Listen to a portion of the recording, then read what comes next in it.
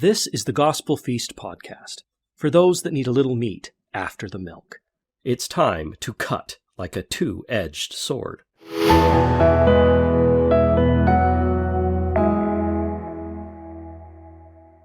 In our last episode, we explored the mortal ministry of John the Beloved, and then John the Revelator. In this episode, we are going to learn about what John has been up to in his ongoing ministry among our ancestors, in our communities, and among our people today. John in the Americas. John the Beloved's commission was specifically to be an Elias to the heirs of salvation. An Elias is one that goes before. You can think of an Elias like the American military thinks of the Marine Corps. When an assignment is given to take a particular place of land, the Marine Corps is frequently the first one in. They survey the situation, set up bases, and generally prepare an area for a larger offensive. Someone has to till the ground and plant the seed, or when the landowner shows up, or the army comes rolling in to keep the metaphor going, there is nothing but a wasteland where there needs to be a harvest, or at the very least a base camp to keep the metaphor going. There is a fascinating story in the whispered annals of America that I can offer as an example of what an Elias can mean. Don't be surprised if your American history classes that you never read in school have never heard of the mysterious professor. On April 19th, 1775, the Battle of Concord between the British and the 13 colonies took place. Congress, on September 13th, appointed a committee of 3 to design a new flag, of which Benjamin Franklin was chairman. They were instructed to repair immediately to Cambridge, Massachusetts, and confer with General George Washington. By something more than a brief coincidence, the committee accepted an invitation to be guests at the same family with whom a mysterious but extremely intelligent professor was staying. He would not give them his name, only that he liked to be called the Professor. This home was known by a few to also be the Cambridge Secret Home, where rebel anti-British planning meetings took place. It is here that the Flag Committee of 3 first met the Professor, along with their host and hostess. The Professor offered the committee a new flag design by himself. It had the Union Jack of England in the upper left-hand corner, with 7 red and 6 white stripes, representing, as he put it, the 13 colonies. When General Washington arrived, an official meeting was called, and Franklin proposed to make the professor an official active committee member. The professor presented his design, and it was fully accepted, after which the professor gave the committee a second design, removing the Union Jack portion of the flag, replacing it with 13 stars in a circle, stating that in due time this change would take place. They would know when it would be appropriate. He told them that a 5-pointed star should be used at that time as a symbol of the promise of greater spiritual power that was yet to come to America. The committee took the designs back to the Continental Congress. On June 7, 1776, Richard Henry Lee, a delegate from Virginia, offered in Congress the first resolution declaring that these united colonies are, and of right ought to be, free and independent states, absolved from all allegiance to the British Crown. Due to Lee's sickness, the Second Continental Congress, on June 11, 1776, appointed Thomas Jefferson, John Adams, Benjamin Franklin, Roger Sherman, and Robert R. Livingston as a committee to prepare a formal Declaration of Independence. On July 2, 1776, Lee's resolution, in its original wording, was adopted. On the 3rd and 4th of July, it was debated by the delegates in Congress, with Thomas Jefferson acting as chairman. On the 4th of July, great suspense and gloom hung over the colonies. Many did not approve of total separation from Mother England. Others feared the king's vengeance. Many battles had been fought, but no decisive victory had taken place. Many Americans stood with Patrick Henry's call for liberty or death, since the numerous wicked acts of King George III were no longer bearable to the people. Thus, the debate on what to do and how far to go continued. The old bellman standing by the rope at the State House in Philadelphia was losing hope. The crowd of bystanders were becoming discouraged. Should they really break from England officially? Some of them said, they will never do it. Noon passed. Then 1 o'clock came, with no decision by the Continental Congress. Suddenly, in the midst of this confusion, a fierce voice rang through Independence Hall. Gibbet! The debaters stopped. They looked, and behold, the professor was in the room, although he had not been invited and the doors had not been opened. His voice, his power, his intellect, and his oratory held the gathered men spellbound. His cry for freedom on their behalf filled their souls. Space prohibits the quoting in full of the professor's immortal speech, but a few lines will speak for themselves. Several times he stated, "We demand no more than our just due. We will accept and be satisfied with nothing less than what we demand." The very building itself echoed his closing words, as he cried aloud, Gibbet! They may stretch our necks on all the gibbets in the land, yet the words of that parchment can never die. Sign that parchment. Sign, by all your hopes in life or death, as men, as husbands, as fathers. Brothers, sign your names to the parchment, or be accursed forever. Sign, and not only for yourselves, but for all ages, for that parchment will be the textbook of freedom, the Bible of the rights of man forever. Let there be light again. Tell my people, the poor and oppressed, to go out from the old world, from oppression and blood, and build my altar in the new. As I live, my friends, I believe that to be his voice. Yes, with the last wave of that hand, with the last gasp of that voice, I implore you to remember this truth. God has given America to be free. Millions will look to you for the awful words. You are free.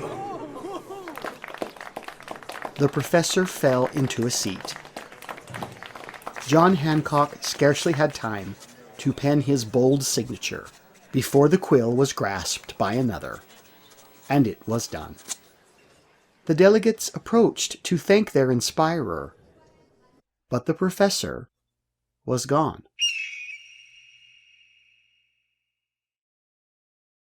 The Grand Union flag was formally and unanimously accepted, and that flag was adopted by General Washington as the recognized standard of the colonial army and navy. At 2 p.m., the doors were flung open wide, and the old bellman received the signal to ring out the notes of freedom to the shouts of joy from the gathered crowd. Ridpath's history refers to this event, but Robert Allen Campbell gives more in his treatise on our flag, covering the designing of the Continental flag in 1775 and the mysterious man called the Professor. I'll quote him briefly. He is uniformly referred to as the Professor. He was evidently far beyond his 80 years and 10, and he often referred to historical events of more than a century previous, as if he had been a living eyewitness. He was erect, vigorous and healthy, active and clear-minded. He was tall, of fine figure, very dignified in his manners, being at once courteous, gracious, and commanding. He ate no flesh, drank no liquor, but confined his diet to cereals, fruits, nuts, and the sweets of honey. He was well educated and very studious. He spent considerable of his time in the pursuit of a number of very rare old books and ancient manuscripts, which were never shown to anyone. He always locked them up in a large, iron-bound, heavy oak chest. He was invited to become an active member of the committee on flag design. The Grand Union flag proved to be necessary to unite the colonies. It was saluted by both nations. When the British Army saw it being raised, they prepared to attack. But when they saw the Union Jack in the corner, the British general said, "See, they are British still." Both he and the American Army saluted it with 13 guns. There has been much speculation as to who this wise and elderly professor was. My vote is that he was John the Beloved, fulfilling his mission from the Lord, that thou shalt tarry until I come in my glory, and shall prophesy before nations, kindreds, tongues, and people. We know that John the Beloved met with Joseph Smith a mere 58 years later before going to prepare the 10 tribes for their return. While the camp of Zion was on their way to Missouri in 1834, Joseph was some ways ahead of the company one day when he was seen talking with a strange man by the roadside. When the company caught up to them, the prophet was alone. That night at camp, Heber C. Kimball asked the prophet who he'd been talking to. Joseph replied it was the beloved disciple John, who was then on his way to the 10 tribes in the north, having finished his required work here. Brother Everett said that he heard Joseph say that John was among the 10 tribes beyond the North Pole. Does it not make sense that if John was to prepare the 10 tribes, that he would first prepare the birthright tribe of Ephraim? I believe it does. But either way, the glorious message given our founding fathers and the grand and colonial flags he designed to unify our nation were truly inspired events. True to form, at some point, John was finished being Elias to the gathered tribe of Ephraim and the returning tribe of Judah. It was time to prepare the hearts and minds of the lost 10 tribes. The Latter-day Saint relief effort, known as Zion's Camp, may have been the last quorum of Ephraim to see John before his current assignment with the 10 tribes. Since John is currently with the 10 tribes and will soon be leading them back to Ephraim in such a manner that the everlasting hills will echo and tremble at their approach, let's explore what biblical prophets taught about their departure and what Joseph Smith said would be their return. Please note, they are not currently hiding out in Russia, and there are a lot more than 2 of them. We have feasted on this before, so this will be a review. 2 Ezra 13:40. Those are the 10 tribes, which were carried away prisoners out of their own land in the time of Hosea the king, whom Salmanasar the king of Assyria led away captive. And he carried them over the waters, and so came they into another land. But they took this counsel among themselves, that they would leave the multitude of the heathen and go forth into a further country where never mankind dwelt, that they might there keep their statutes, which they never kept in their own land. Among those of his flock to come to him will be the missing 10 tribes of Israel, the very same taken away by the Assyrians. Those who, when freed during the reign of Nebuchadnezzar, decided not to return to their homeland in the land of Israel.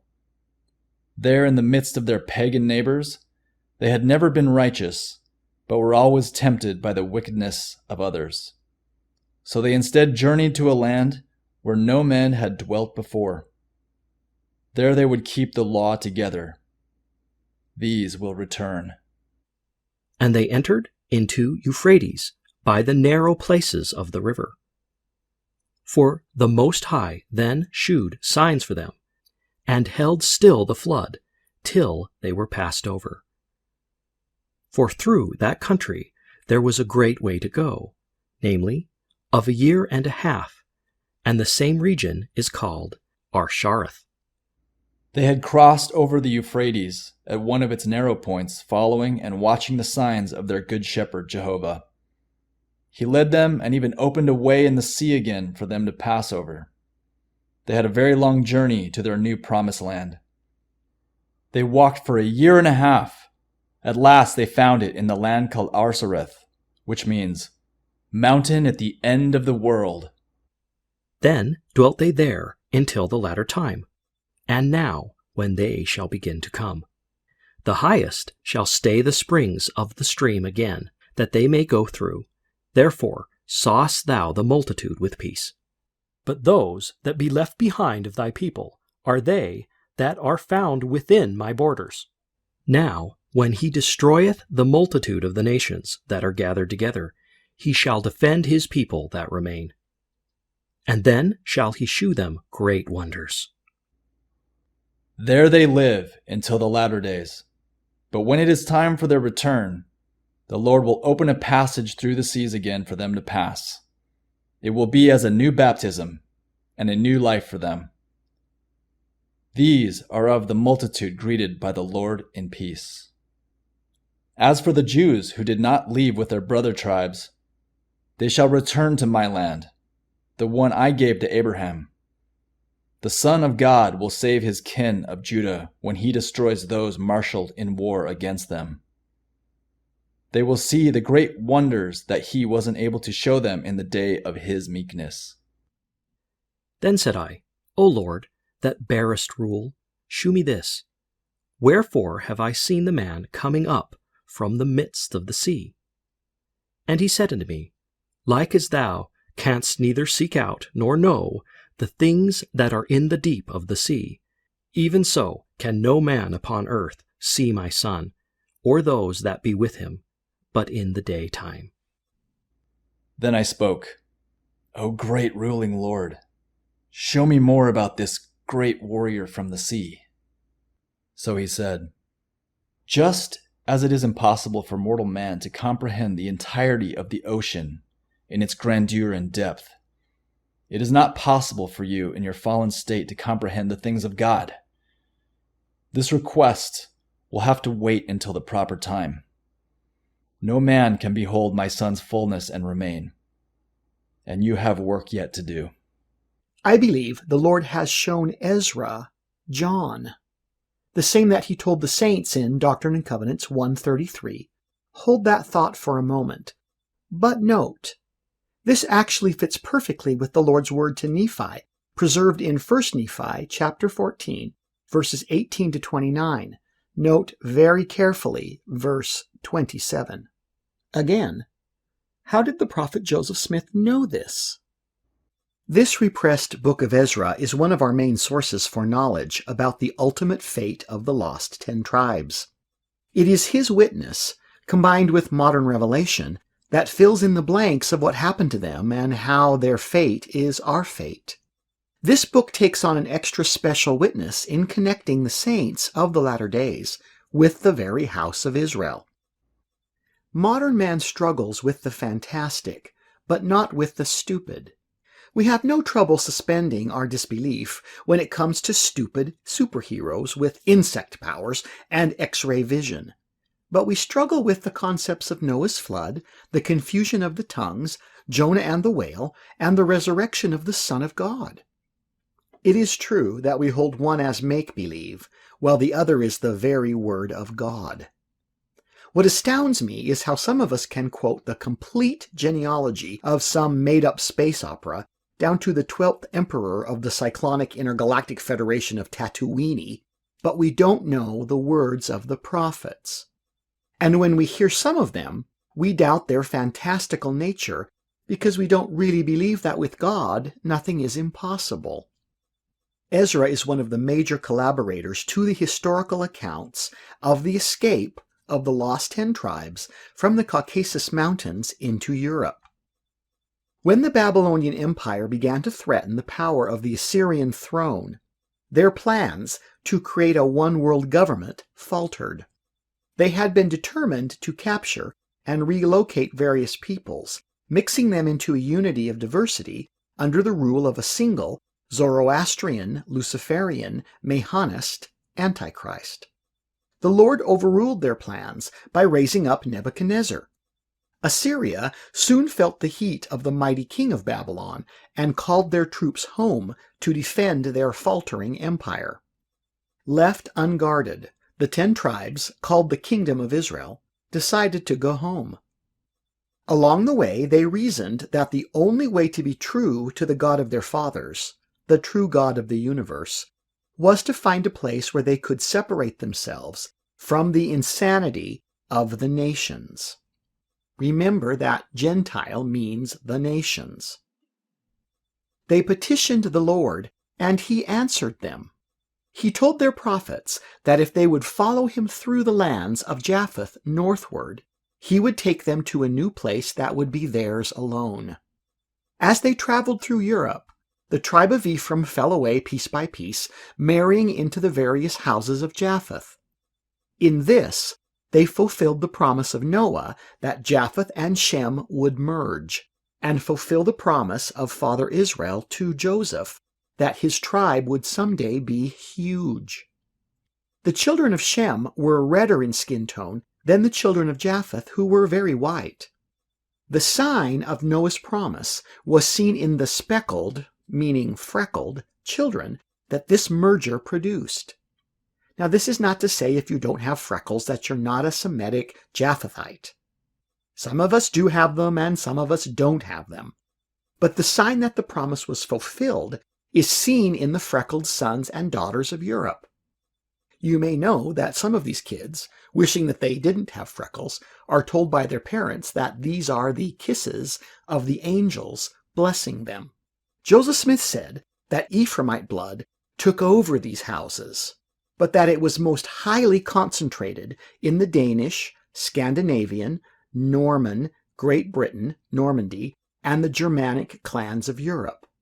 These intermarried into the other houses of Europe that were more Latin-based, and today the blood of Ephraim can be found far and wide throughout Europe.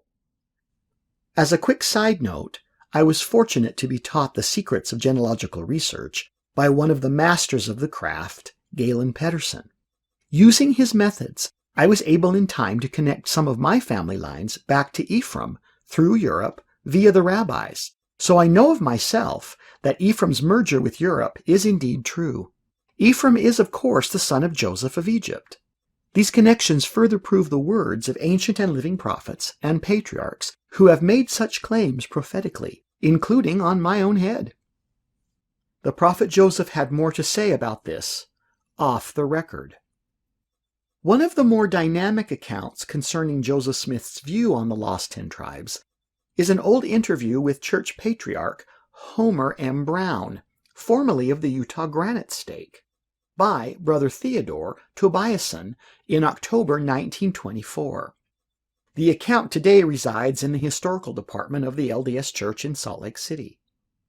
Patriarch Brown was a grandson of Benjamin and Sister Brown, who often sheltered Joseph Smith from his enemies in Nauvoo, Illinois, in the 1840s. Brother Tobiason asked, "Brother Brown, will you give us some light and explanation on the 5th verse of page 386 of the LDS hymn book, which speaks of the 10 tribes of Israel on a part of this earth, which was formed from another planet, according to a hymn of Sister Eliza R. Snow, a hymn that she wrote to be sung with the common meter?" You can find this in Sacred Hymns and Spiritual Songs for the Church of Jesus Christ of Latter-day Saints, hymn number 386 of the 1871 14th edition. Let's use the most famous common meter hymn to illustrate how this might have sounded.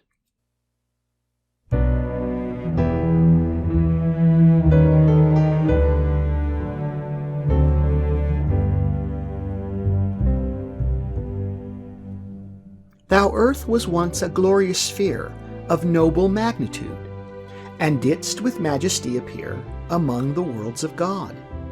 But thy dimensions have been torn asunder piece by piece, and each dismembered fragment bore abroad to distant space. And when the Lord saw fit to hide the lost 10 tribes away, thou earth was severed to provide the orb on which they stay.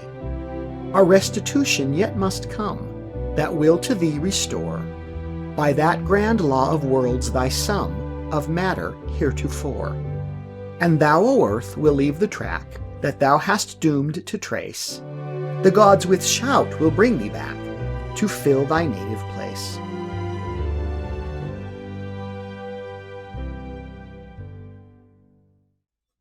Yes, sir, I think I can answer your question, the patriarch said. Sister Eliza R. Snow, in visiting my grandparents, was asked by my grandmother, Eliza, where did you get your ideas about the lost 10 tribes being taken away, as you explain in your wonderful hymn we sing?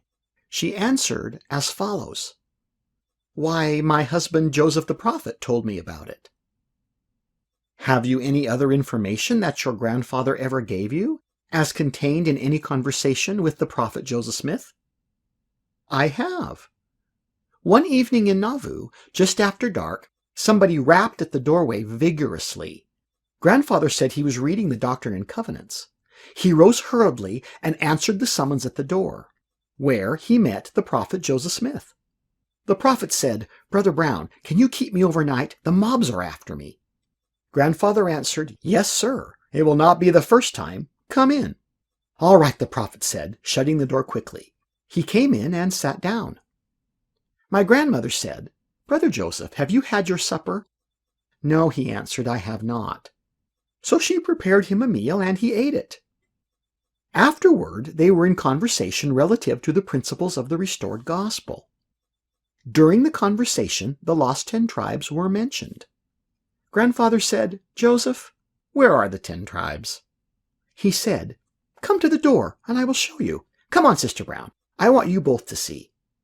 It being a starlit night, the prophet said, Brother Brown, can you show me the polar star? Yes, sir, he said, pointing to the North Star. There it is. Yes, I know, said the prophet, but which one? There are a lot of stars there. Grandfather said, Can you see the points of the dipper? The prophet answered, Yes. Well, he said, trace the pointers, pointing up to the largest star. That is the North Star. The prophet answered, You are correct.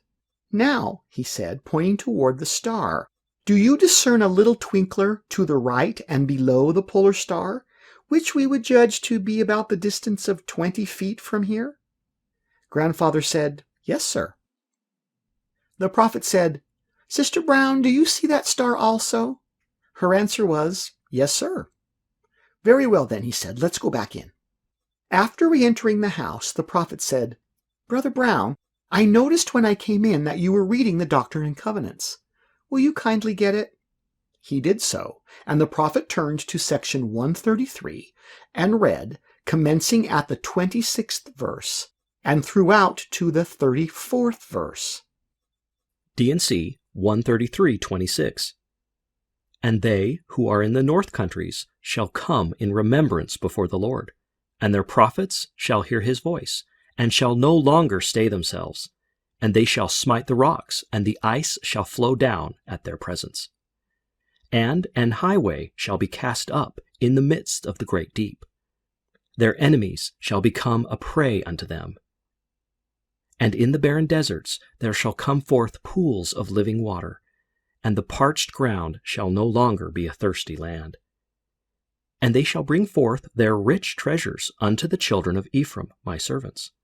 And the boundaries of the everlasting hills shall tremble at their presence. And there shall they fall down and be crowned with glory, even in Zion, by the hands of the servants of the Lord, even the children of Ephraim. And they shall be filled with songs of everlasting joy. Behold, this is the blessing of the everlasting God upon the tribes of Israel, and the richer blessing upon the head of Ephraim and his fellows. The prophet said after reading the 31st verse, Now let me ask you, what would cause the everlasting hills to tremble with more violence than the coming together of 2 planets? And the place whereon they reside will return to this earth. Now, scientists will tell you that that is not scientific. that two planets coming together would be disastrous to both. But when two planets or other objects are traveling in the same direction, and one of them with a little greater velocity than the other, it would not be disastrous, because the one traveling faster would overtake the other. Now, what would cause the mountains of ice to melt quicker than the heat caused by the friction of the two planets coming together? The prophet then asked, "Did you ever see a meteor falling that was not red hot?" That would cause the mountains of ice to melt. And relative to the great highway which should be cast up when the planet returns to its place in the great northern waters, it will form a highway, and waters will recede and roll back. He continued, "Now, as to their coming back from the northern waters, they will return from the north, because their planet will return to the place from whence it was taken. Relative to the waters rolling back to the north, if you take a vessel of water and swing it rapidly around your head, you won't spill any. But if you stop the motion gradually, it will begin to pour out. Now," he said, "Brother Brown, at the present time, this earth is rotating very rapidly. When the 10 Tribes planet returns, it will make the earth that much heavier, and it will then revolve slower. And that will account for the waters receding from the earth for a great while, but has now turned and is proceeding rapidly eastward." If the Brown family and Eliza R. Snow's testimony is not enough, Brother Charles Walker also heard such statements at a separate time. Independently, he visited Sister Eliza Snow one night and asked her about the dividing of the earth in former times. He recorded the following in his journal. March 10th, 1881. At night, paid Sister Eliza R. Snow a short visit and had some conversation with her on the dividing of the earth. She told me that she had heard the prophet say that when the 10 tribes were taken away, the Lord cut the earth in two, Joseph striking his left hand in the center with the edge of his right to illustrate the idea, and that they were on an orb or planet by themselves. And when they returned with the portion of this earth that was taken away with them, the coming together of these two bodies or orbs would cause a shock and make the earth reel to and fro like a drunken man. She also stated that he said the earth was now 90 times smaller than when first created or organized. We can also add that Ezra tells us the name of the place where the 10 tribes were taken by the Lord. He calls it the land of Arzareth, but that is the English word for it. In Hebrew, it is Har-Zareth, or Har-Seraph, which means angelic mountain at the end of the world. Those who have studied the Gospel Feast series books, volumes 7 through 9 on Genesis, will remember that Joseph Smith said to Philo-Dibble that the earth was created in a barbelling set of 3. You know, Peter, I have the drawing that was done on this by Philo-Dibble. Let's put it on the website so people can see. It was this image in the sky that the Greeks referred to as Atlas, holding up the world on his shoulders. It is also the secret to the ancient Hebrew letter Gaian, which was anciently called the signature of Elohim. It became our letter Q. You know, Peter, let's post some of this on our website so people can see it. www.gospelfeastbooks.com. Look for the podcast section. You should know that there is more on all of this about the end of days in our author's book, Ezra and the End of Days. It is a side feast called Volume A. John was blessed to have received a fullness of the knowledge of the Lord, including this book of Revelation. We have been promised that at a future day, John's complete witness will be given to us. The Lord gave the prophet Joseph a piece of this as a gift on May 6th, 1833, in Kirtland, Ohio. We have been told that when the lost 10 tribes of Israel are ready to return, John will lead them from the north country by land and sea, bringing them with their genealogies, histories, and treasures to the princes of Ephraim in the midst of the everlasting hills. There, at the hand of the children of Father Joseph of Egypt, they will at last receive a fullness and become full partakers of the rights and joys of Zion with us. I hope to be able to see John in the flesh and tell him, "John, I read your book. I loved it. Can I have your autograph?" Let's explore his book together. Who's to say? By the end, you might want to get his autograph too. Oh, I am so excited for the season. One of the startling paradigm shifts that I am having is the deeper realization that restored Christianity preaches a practical God. Far too many Christians have been taught to see God in a magical worldview. They see him as sort of a fairy godmother or Merlin. John is portraying someone very different, someone who works within reality. It is this reality that will be very quickly coming upon us. So we are wise to study and be prepared. We hope you have enjoyed this introduction to John, the practical man, and can't wait to dive into this book deeply.